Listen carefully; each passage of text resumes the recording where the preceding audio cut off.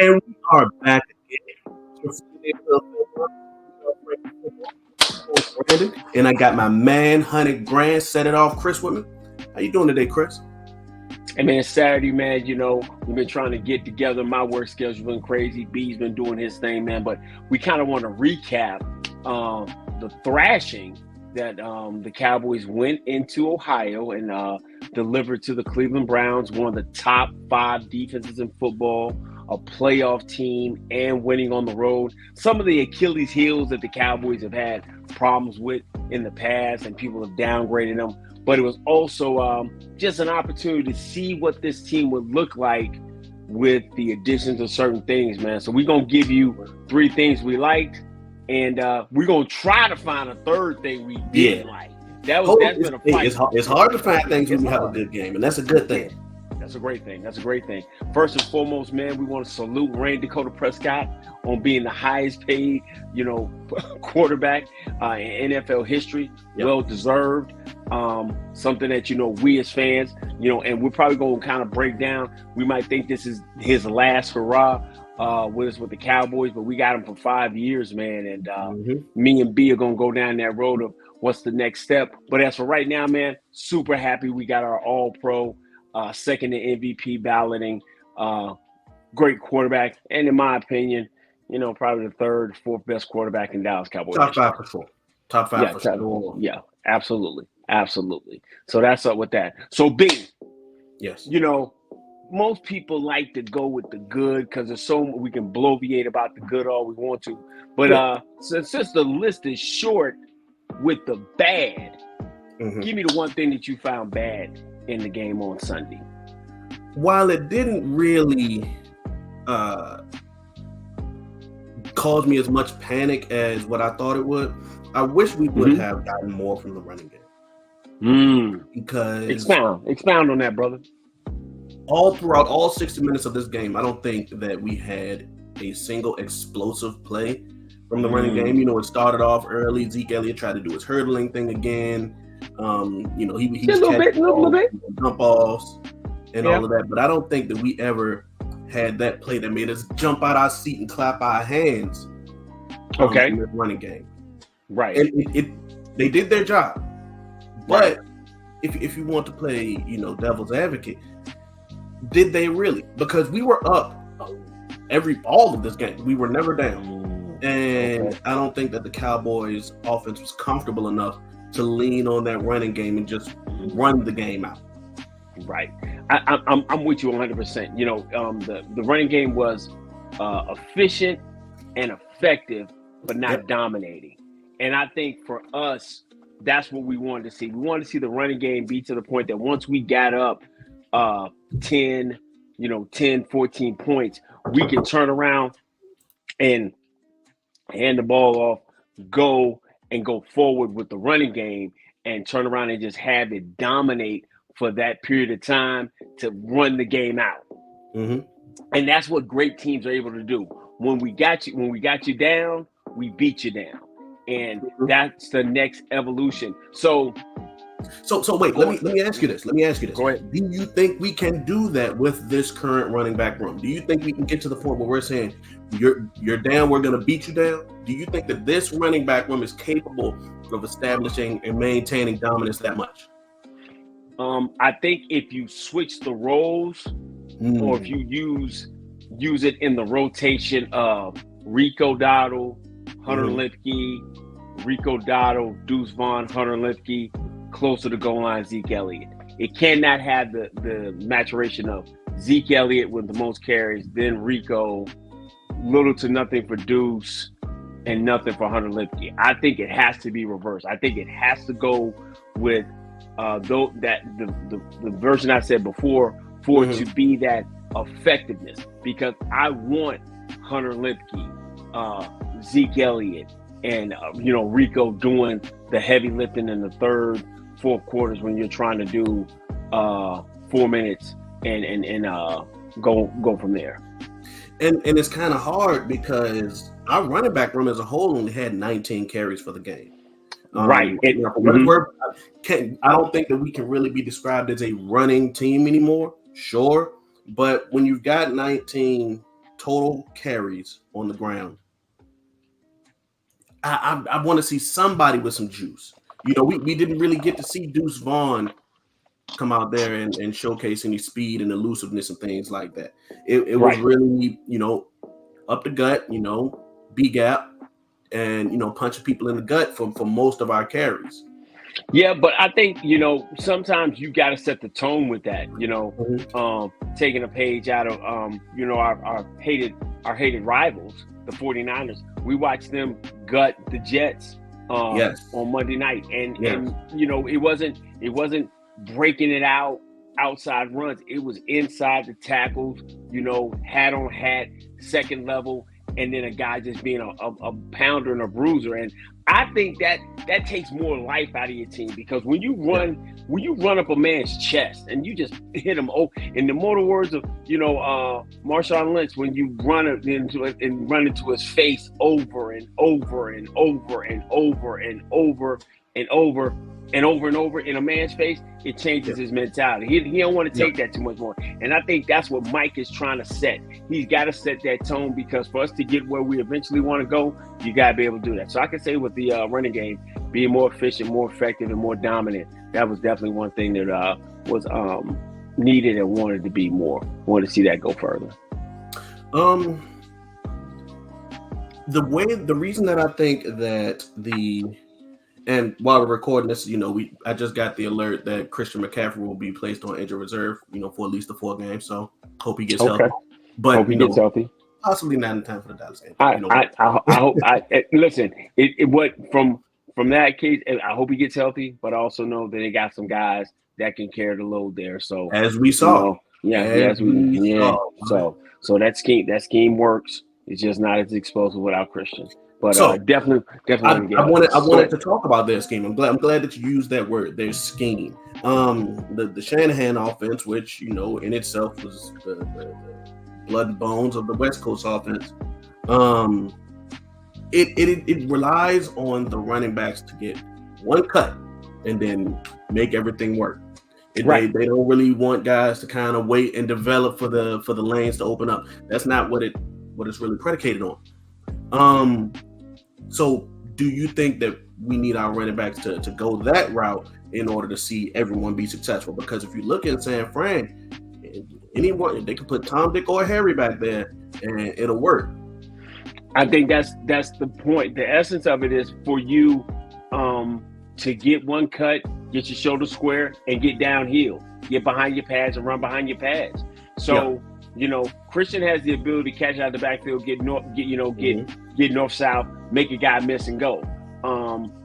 And so we've got more guys we want them to be able to put their foot in the dirt, get north-south, and get what they can, because we become a much better football team when we're 2nd and 5, 2nd and 6, 2nd and 3 than we are, 37, 30 and 8. We can pick those up, but it becomes a more physical, more dominant team when we can be in that strain. So as of right now, because we're nowhere near season form, or even we're trending that way.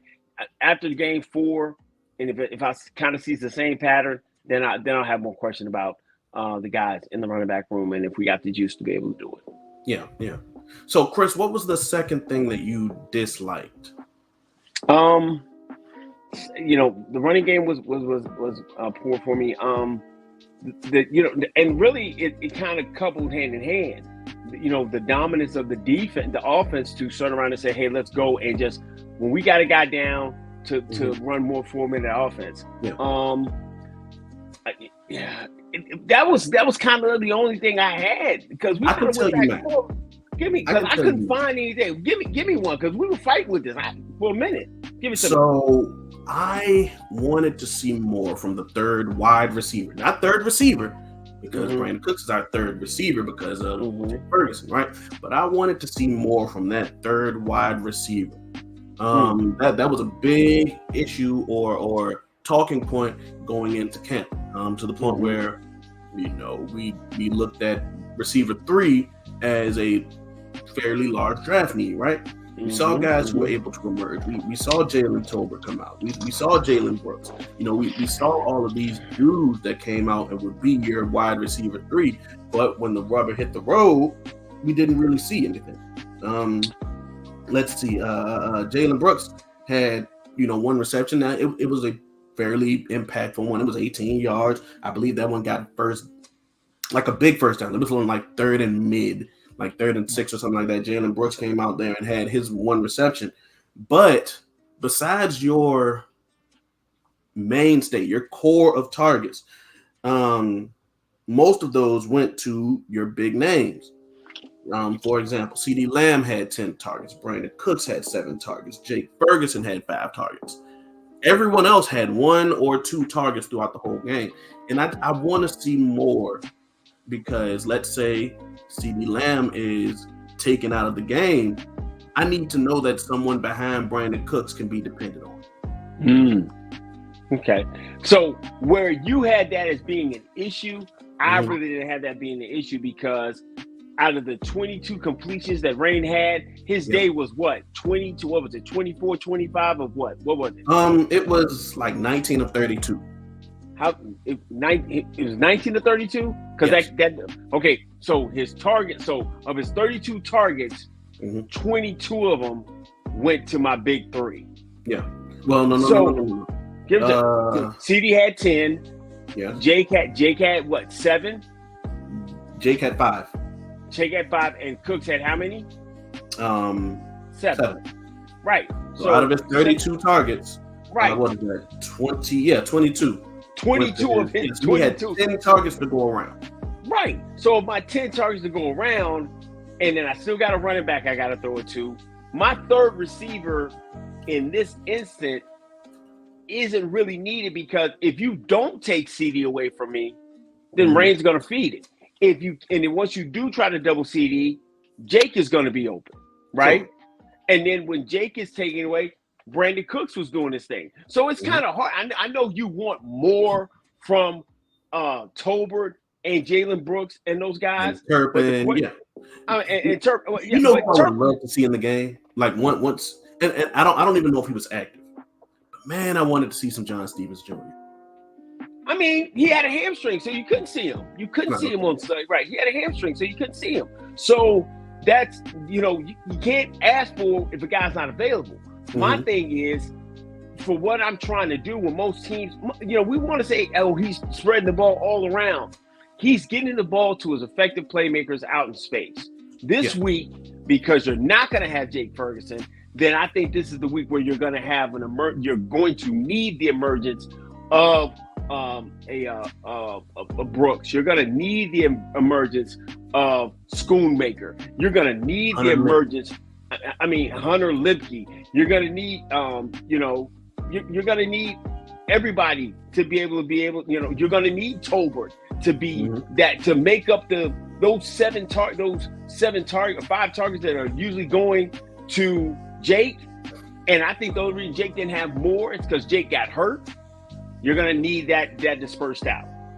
Yeah. You follow me? Okay. Because Rain loves to attack the middle of the field. So Schoonmaker's going to have his opportunities. Tolbert's going to get his opportunities. Brooks is going to get his opportunities. And that's where you're going to have to do it. So I know you want more from that, but I think you've got your big three, doing their thing, and I'm fine with that. That's fair. Yeah. So let's move on to points that we liked, Chris. Let's move on and try to pinpoint 3 things that we liked in this game. Go first. Tell me something. My first thing is, man, I love the fact that the NFL has this position that we decided to go ahead and invest in and use in the middle of the field. They're called linebackers. There we go. And for the last 3 years, I didn't really know what that was. I had no idea that people actually use speedy guys around 230, 245 who can play an A and B gap, run down quarterbacks, and do all kinds of great things like have interceptions and sacks quarterbacks. I didn't know linebackers existed, but thanks to Michael Amadeus Zimmer, other people have a different middle name for him. Mine is Amadeus because he's a Mozart when it comes to orchestrating his defense, man. Yeah. And he did his thing, man. I love Kendricks. I loved DeMar Overshown playing the way he did. Man, DeMar Overshown was just a delight to see. I think, me and you talked during preseason. The first game when he played against Seattle, he made like 2 plays. I was like, all right, go ahead and bubble wrap him. I'll see him.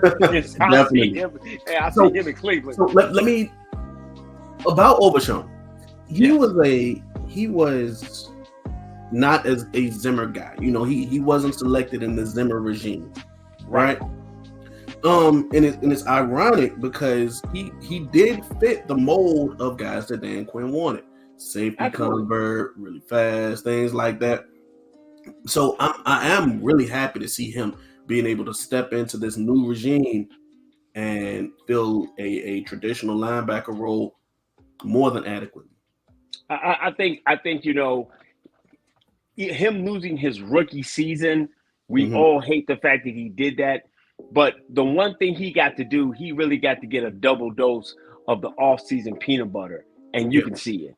His body he's transforming his body, and the one thing he could do above all else was run. And that's what he's been able to come back and do extremely well. Run, get to the football, close.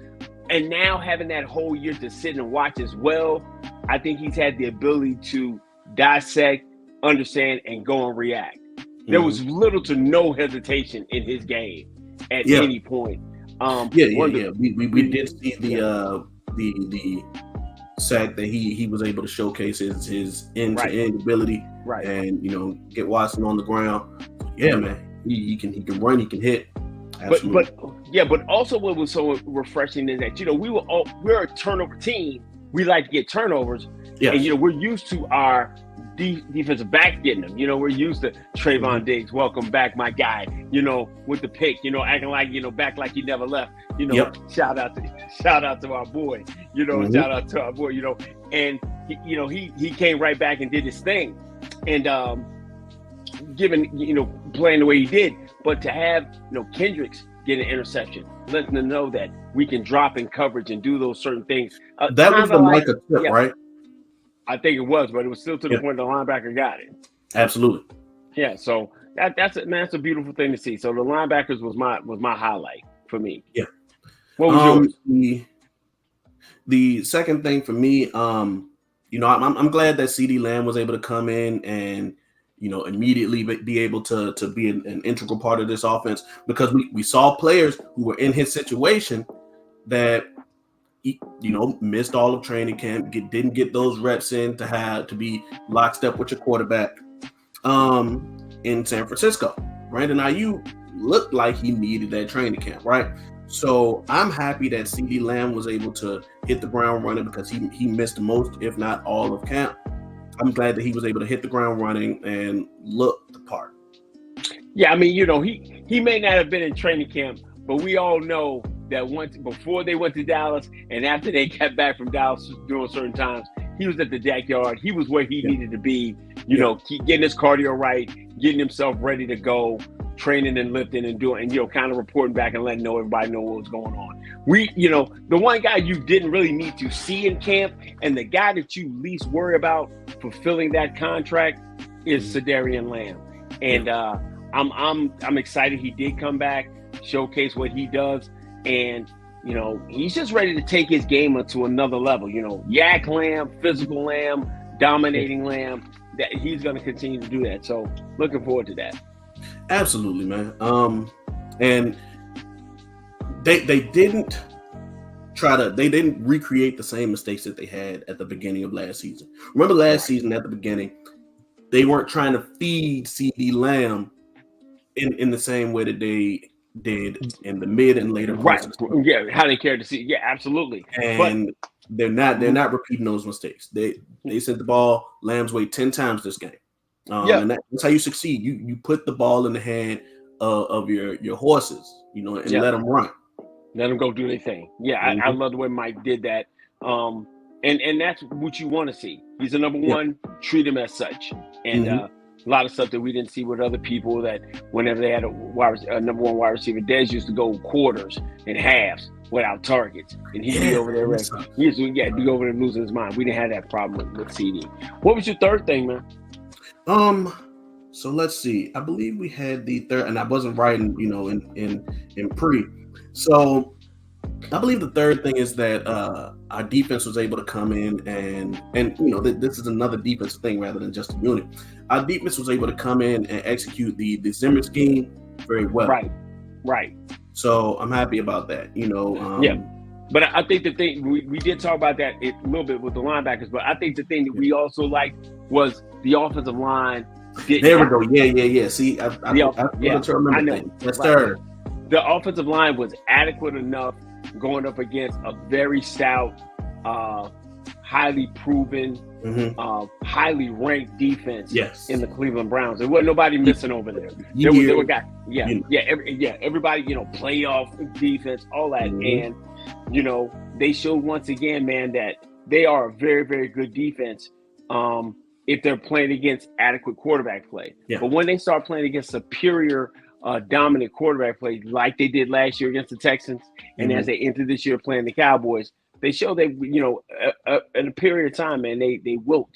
And Range proved that so many times on last Sunday, having a good game, not a great game, but a good game against a very, very good team. But those are the kind of rock fights that you're going to have to win to get to our ultimate goal.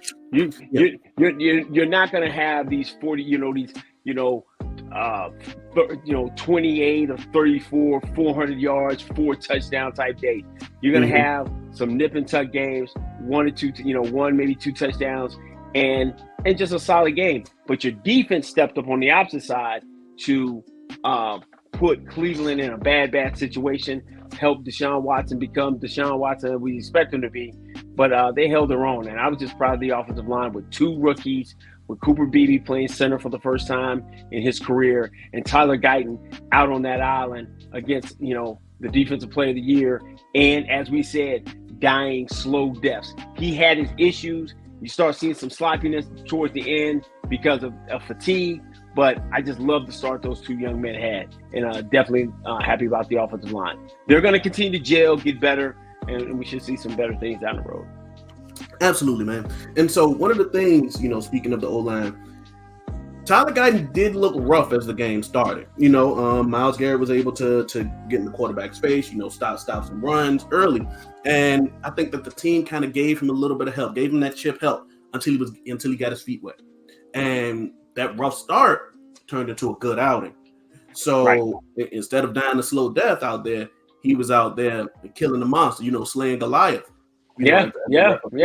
And that's amazing to see, because this first half of the season is where Tyler Guyton is going to be tested. Oh, he's going to get baptized. Absolutely. And it's one of his hardest tests came early, because he still has to face TJ Watt. He still has to face Nick Bosa, so this is one of his serious tests, because Myles Garrett is a 2-time defensive player of the year. Let the league get sacks like 3 times. So he looks really good against top tier competition, and so that eases my worries as things can go on for him, because for the next 8 games or 7 games now, it's only gonna get rougher. Yeah, I think he's just gonna continue to get better and better. He's gonna have his flaws, but we all said it. Year 2 Tyler Guyton is gonna be amazing. We just got to be able to go through the growing pains of year 1. So I think that's good. I think the offensive line will continue to gel and get better, and I think we can work for that. So offensive line did also, we knew that Cooper Beebe was really good, right? We knew that Cooper Beebe was good. He can get his hands and move people against their will. Right. I'm glad that his snaps looked good, because in camp he struggled with some snaps. In preseason, he struggled with some snaps. So it's good to see the maturation of Cooper Beebe as a center. And it sounds kind of strange to say the maturation of in week 1, right? But if you paid attention to him in OTAs and in camp and in the preseason, you saw that he got better over time, which is great to me. I know that he can do the O-line thing. Once he gets up and he's able to move people, like I said, against their will, but able to lay his hands on grown men, because he's right now compared to them, able to lay his hands on grown men and move them from point A to point B instead of the otherwise. but everything that happened before then, him calling out things pre-snap, him getting the ball snapped accurately, and understanding and in the gun. That was one of the best things for me. Yeah, I mean that was our greatest fear. But that just goes to hard work that Cooper put into it. His perseverance to try to get better and be able to be a productive player. So as he gets that more comfortable with that, then I think the next thing we'll look at him getting to the second level and doing certain things like that. But it's all a process, man, and that's why it was so important to let talent prevail. Yeah. Get him out here now, and by the time we're looking in the second half of the season where we can kind of make some hay and stack some wins together, this offensive line, hopefully, barring injury, will be able to gel and be able to provide that and be able to do those different things that we want to see him do better. Absolutely, man, absolutely. And one thing I could say, even though Hoffman kind of started off camp as the center, I don't think anybody ever expected him to come in week one and start some games. Even though Mike Solari, he fought for his guy. He